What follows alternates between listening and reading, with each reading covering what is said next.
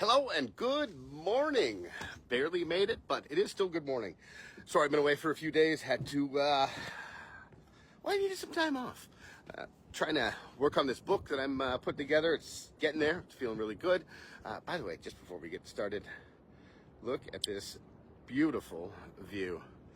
I love the Grand River at my hometown. It is just so beautiful here. But little PSA this morning. Don't know who needs to hear this, but it's turn signal, then brake. Not brake, then turn signal. Just saying. Had a great Remembrance Day. I was blessed and asked to sing O Canada at the ceremony here in town. Got to do that as a firefighter. Very, that means a lot to me. Really love paying homage to the people that have come before us, that have laid down their lives or sacrificed, put their lives at risk, at least for our country and for our freedoms. So, love that big honor. Today, I think we should talk about something that has been coming up a lot more lately. And it's a quick one. It's not going to be a super long one today. But something that I've really noticed, and I've been really doing my best to put into practice more every day, and something I've always known, I just don't always remember to do it, is using somebody's name. The sweetest sound in the English language is a person's own name. If you can remember this and master how to use a person's name, the world is your oyster. Here's what I mean by this. I had a lady come in to where I work last week. I've met her once before, but she came in with a guy that I know, and him and I have had a chance to bond. He's got a really, sad story, like a lot of people. And the lady that came in with him, I remembered her name, and she looked at me like I just gave her the biggest hug that you could ever give somebody. And she's like, I can't believe you remember my name. You've only met me once before. I was like, well, how could I forget? Here's another example. I was at the grocery store, and I've done this a couple of times this last week. There's a reason people wear name tags when they're working, and that's because the stores want you to know their names. They want you to understand who that person is. But because things move so fast nowadays, most of the time we go through a cashier without even paying a second thought to the fact that that's a person standing there. We just want to get out and get on with the rest of our lives, and grocery shopping's a pain in the butt.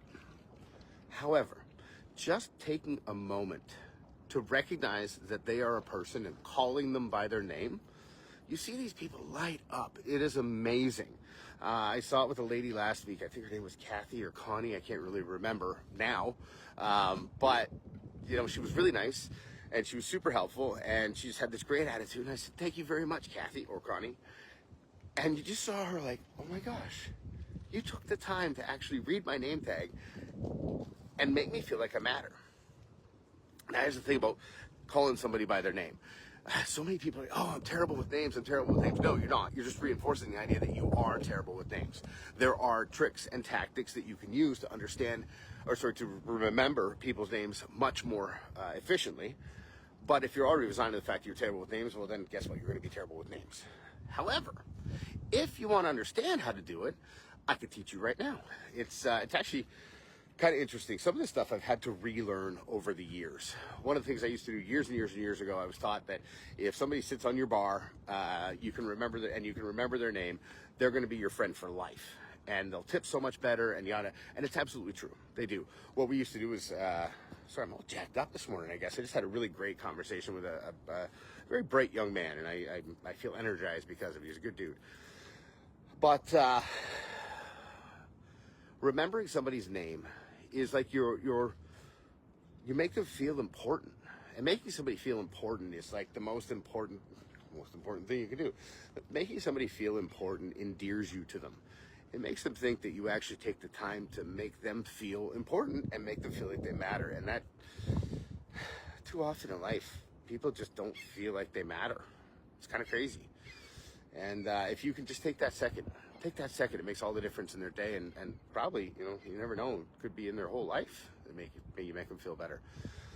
Anyhow, here's a trick to doing it. Whenever I meet somebody, and I introduce myself first, hey, I'm Jeff, and I stick up my hand to shake theirs. When they tell me their name back, I shake their hand and I repeat it back to them. And thank you for the like, whoever that was. I really appreciate you. Here's the thing. What I'm trying to do is imprint it on my own mind as many ways as possible, because there's only 5 ways for us to take exterior information and make it interior. Thank you, Jen. I appreciate you. That is through our 5 senses: our sight, our sound, our taste, our touch, and our smell. So I'm not going to sniff somebody when I'm shaking their hand and trying to learn their name, but I will shake their hand, so I'm getting it through touch. I will say their name, so I'm hearing it externally and internally, and I'll look them in the eyes so that I'm engaging 3 senses at the same time to try and remember their name. That's the best chance I have personally, unless I can write it out, of imprinting their name in my memory. But I'm using 3 different senses to do my best to get that to imprint in my brain. So I'm shaking their hand, saying it back to them, and looking them in the eye, so that I have my visual, I have my internal and external auditory happening, and I have my kinesthetic, or my touch sense, engaged as well.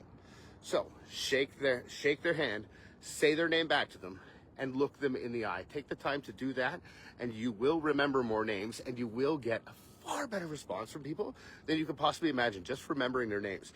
Don't overuse their names. Don't, hey, Jeff, it's really great to see you today, Jeff. Don't you think, Jeff, that we should do this, Jeff? Because really crappy salespeople do that all the time. But if you can genuinely remember people's names and just make them feel good momentarily, you're going to get such a great response when you walk into a room and they see you. It's incredible how much you can make people light up by remembering their name. Remember, shake their hand, say it back to them, look them in the eye. That's it for me today. Until tomorrow, know that I love you, and I'll see you soon.